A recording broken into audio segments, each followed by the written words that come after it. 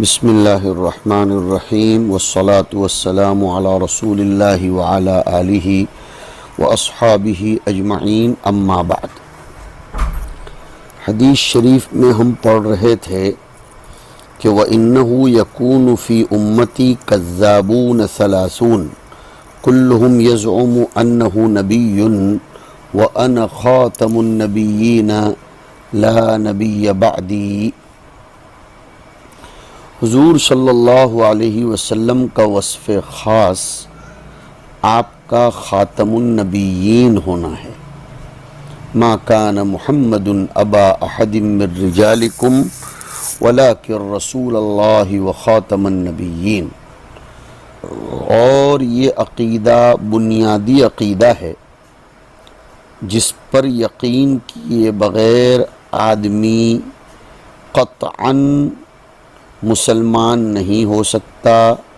نص قطعی احادیث صحیحہ متواترہ سے یہ ثابت ہے، لیکن بعض بددین جاہل اور گمراہ لوگوں کی اصلاح کے لیے اس عقیدے پر علماء حق کو مستقل تالیفات و محنت کی ضرورت کرنی پڑی، مناظروں کی نوبت آئی اور رسول اللہ صلی اللہ علیہ وسلم کی خاتمیت کو ثابت کرنا پڑا۔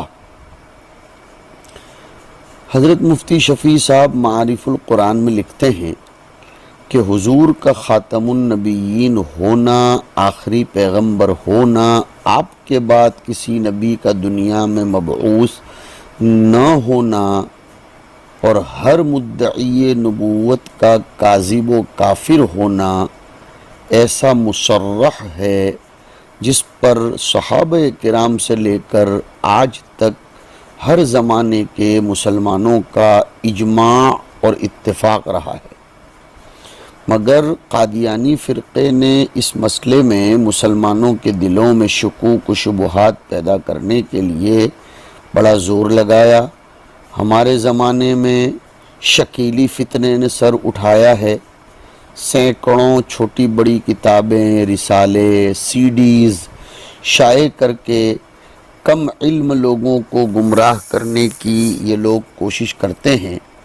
اس لیے ختم نبوت پر پھر ہماری طرف سے بھی لوگوں کو کتابیں لکھنے کی ضرورت پڑی۔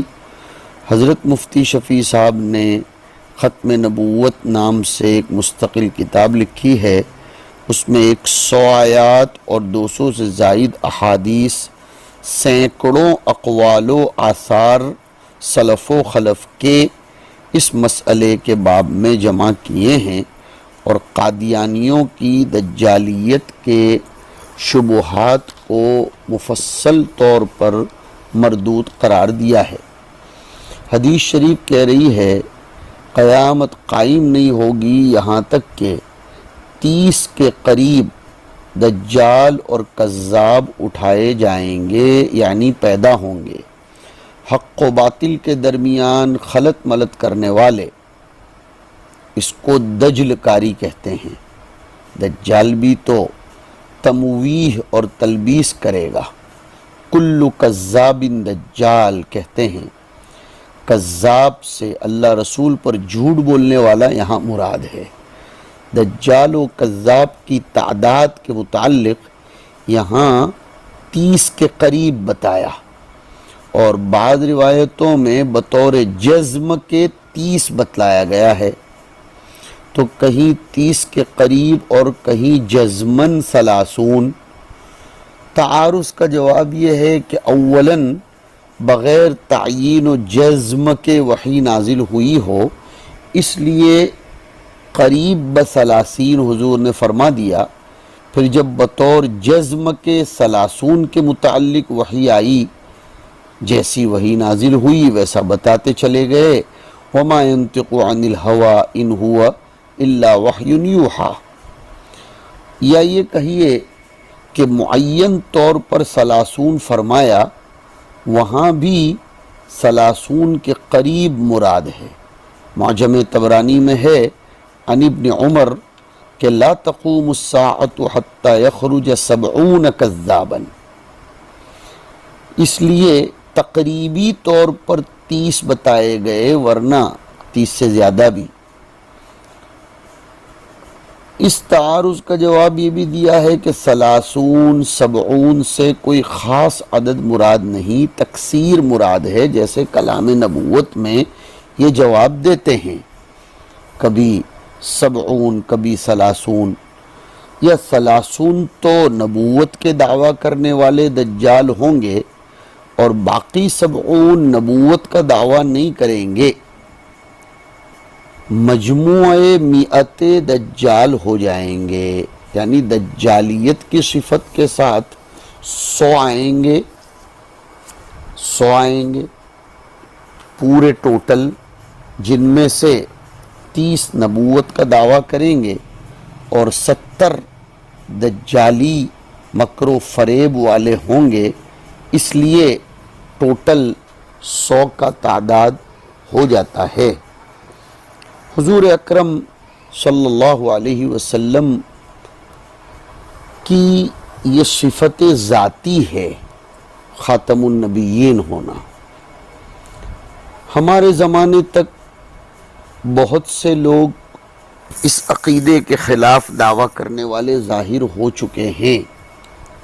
غلام احمد قادیانی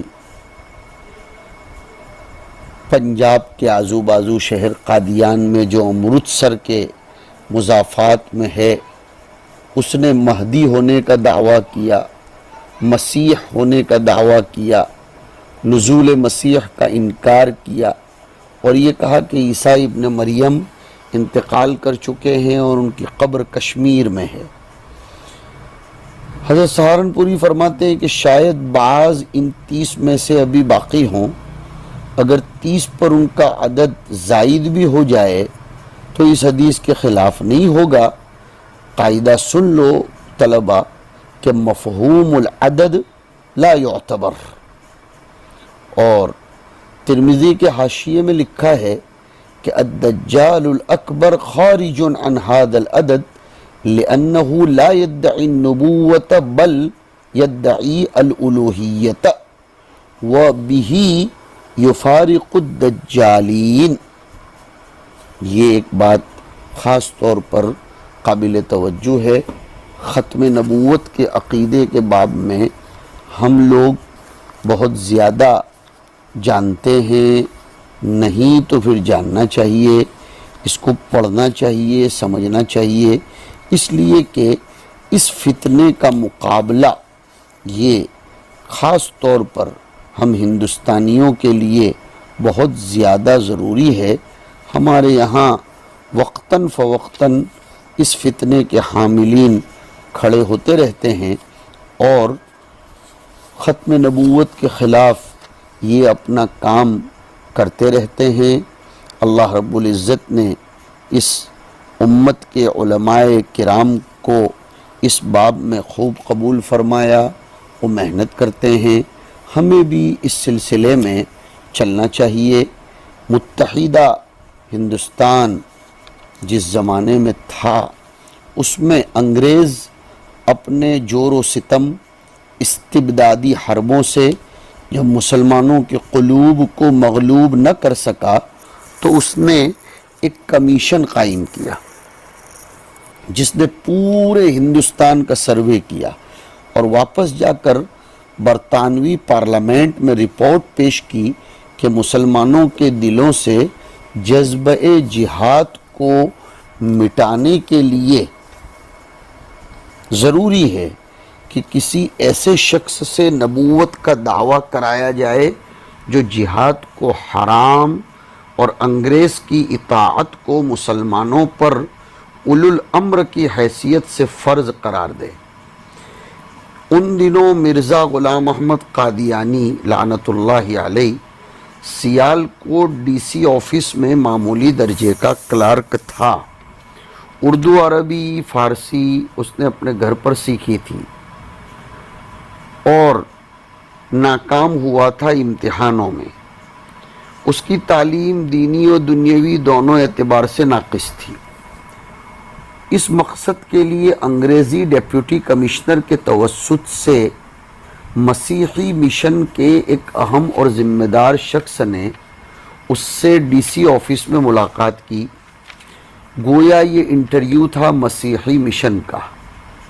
یہ فرد انگلینڈ روانہ ہو گیا اور مرزا قادیانی ملازمت چھوڑ کر قادیان پہنچ گیا۔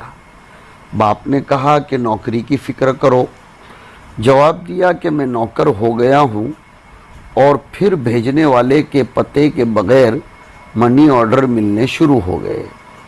مرزا نے مذہبی اختلافات کو ہوا دی، بحث و مباحثہ، اشتہار بازیاں شروع کر دی۔ یہ پوری تفصیل آپ مرزائی کتابوں میں دیکھ سکتے ہو۔ سوال یہ پیدا ہوتا ہے کہ اس کام کے لیے برطانوی سامراج نے مرزا قادیانی کا سلیکشن اور انتخاب کیوں کیا؟ اس کا جواب خود مرزائی لٹریچر میں ہے کہ مرزا قادیانی کا خاندان جدی پشتی طور پر انگریز کا نمکخوار، خوشامدی اور مسلمانوں کا غدار تھا۔ مرزا قادیانی کے والد نے 1857 کی جنگ آزادی میں برطانوی سامراج کو 50 گھوڑے ساز و سامان سمیت مہیا کرائے تھے، اور اس طرح مسلمانوں کے قتل عام سے اپنے ہاتھ رنگین کر کے انگریز سے انعام میں جائیداد حاصل کی تھی۔ مرزا غلام احمد لکھتا ہے کہ میرے والد کی وفات کے بعد میرا بڑا بھائی مرزا غلام قادر خدمت سردار میں مصروف رہا۔ اپنے بارے میں لکھتا ہے کہ میری عمر کا اکثر حصہ انگریز سلطنت کی تائید و حمایت میں گزرا۔ میں نے ممانعت جہاد اور انگریزی اطاعت کے بارے میں بہت کتابیں لکھی ہیں، اشتہارات شائع کیے ہیں۔ اگر وہ رسائل اور کتابیں اکٹھا کی جائیں تو 50 الماریاں ان سے بھر سکتی ہیں۔ غرض یہ طلبہ کہ مرزا قادیانی کے گوشت پوست رگ ریشے میں انگریز کی وفاداری، مسلمانوں سے غداری رچی بسی تھی۔ یہی وجہ ہے کہ اس مقصد کے لیے انگریز کی نظر انتخاب مرزا قادیانی پر پڑی، اس کی خدمات حاصل کر لی گئیں۔ جن حضرات کی مرزائیت کے لٹریچر پر نظر ہے وہ جانتے ہیں کہ مرزا قادیانی کی ہر بات میں تضاد ہوتی ہے، لیکن حرمت جہاد اور فرضیت اطاعت انگریز ایک ایسا مسئلہ ہے کہ اس میں مرزا قادیانی کی کبھی دو رائیں نہیں ہوئیں، تضاد نہیں ہوا، کیونکہ یہ اس کا بنیادی مقصد اور غرض و غایت تھی۔ یہی وجہ ہے کہ اس نے اپنے آپ کو گورنمنٹ برطانیہ کا خود کاشتہ پودا قرار دیا۔ سر سید احمد خان مرحوم کی روایت جو ان کے مشہور مجلہ تہذیب الاخلاق میں چھپ چکی ہے کہ خود سر سید احمد خان سے انگریز وائسرائی نے مرزا قادیانی کی امداد و معاونت کرنے کا کہا۔ بقول ان کے انہوں نے نہ صرف رد کیا بلکہ اس منصوبے کو بھی فاش کر دیا، جس کے نتیجے میں انگریز وائسرائی جو ہندوستان میں تھا سر سید احمد خان سے ناراض ہو گیا۔ مرزا قادیانی کے دعوے پر نظر ڈالیے، اس نے رفتہ رفتہ خادم اسلام، مبلغ اسلام، مجدد، مہدی، مسیل مسیح، ظلی نبی، مستقل نبی، انبیاء سے افضل، حتیٰ کہ خدائی تک کا دعویٰ کیا۔ یہ سب کچھ ایک طے شدہ منصوبہ، گہری چال اور خطرناک سازش کے تحت کیا گیا۔ قطب عالم سید الطائفہ حاجی امداد اللہ رحمۃ اللہ علیہ نے اپنے نور ایمانی اور بصیرت وجدانی سے آن جہانی مرزا قادیانی کے دعوے سے بہت پہلے پنجاب کے معروف روحانی بزرگ حضرت مولانا پیر مہر علی شاہ سے حجاز مقدس میں ارشاد فرمایا کہ پنجاب میں ایک فتنہ اٹھنے والا ہے، اللہ تعالیٰ اس کے خلاف آپ سے کام لیں گے۔ بیعت و خلافت سے سرفراز کیا اور اس فتنے کے خلاف کام کرنے کی تلقین فرمائی۔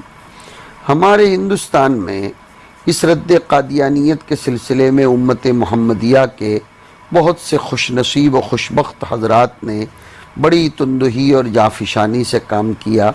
حضرت گنگوہی، پیر مہر علی شاہ، مولانا مونگیری، حضرت تھانوی، بالخصوص علامہ کشمیری، نذیر حسین دہلوی، قاضی ثناء اللہ امرتسری، مولانا حسین بٹالوی، مولانا ثناء اللہ امرتسری، مولانا قاضی محمد سلیمان منصور پوری، مولانا مرتضی حسن چاندپوری، حضرت مدنی، مولانا بدر عالم میرٹھی، حضرت مفتی شفیع صاحب، علامہ کاندلوی، علامہ اقبال، مولانا احمد علی لاہوری، حضرت بن نوری، شاہ عطا اللہ بخاری، مولانا ظفر علی خان، مظہر علی اظہر، حافظ کفایت حسین، اور اس کے بعد بھی لوگ اس کے لیے کام کرتے رہے۔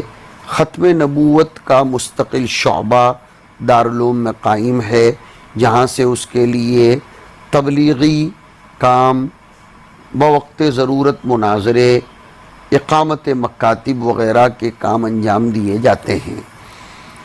علماء لدھیانہ نے مرزا قادیانی کی گستاخ و بے باک طبیعت کو اس کی ابتدائی تحریروں سے دیکھ کر اس کے خلاف کفر کا فتویٰ سب سے پہلے دے دیا تھا۔ ان حضرات کا خدشہ صحیح ثابت ہوا اور آگے چل کر پوری امت نے علماء لدھیانہ کے فتوے کی تصدیق و توثیق کر دی تھی۔ خلاصہ یہ کہ پوری امت کی اجتماعی جد و جہد سے مرزائیت کے بڑھتے ہوئے سیلاب کو روکنے کی کوشش کی گئی۔ یہی وجہ ہے کہ مرزا قادیانی نے بھی اپنی تصانیف میں مولانا گنگوہی، مولانا نذیر حسین دہلوی، مولانا ثناء اللہ امرتسری، مولانا پیر مہر علی شاہ، مولانا سید علی الحائری، ان تمام سمیت امت کے تمام طبقات کو اپنے سب و شتم، گستاخ آمیز جملوں کا نشانہ بنایا۔ یہ وہ حضرات تھے جنہوں نے تحریر و تقریر، مناظرے و مباہلے کے میدان میں مرزا قادیانی اور اس کے حواریوں کو چاروں شانے چت کیا اور یوں اپنے فرض کی تکمیل کر کے پوری امت کی طرف سے شکریہ کے مستحق قرار پائے۔ پھر بہاولپور کا مقدمہ ہوا اور بہت کچھ اس سلسلے میں ہوا۔ ہندوستان تقسیم ہوا اور پھر مملکت پاکستان معرض وجود میں آئی۔ بد نصیبی سے اسلامی مملکت پاکستان کا وزیر خارجہ چودھری سر ظفر اللہ خان قادیانی کو بنایا گیا۔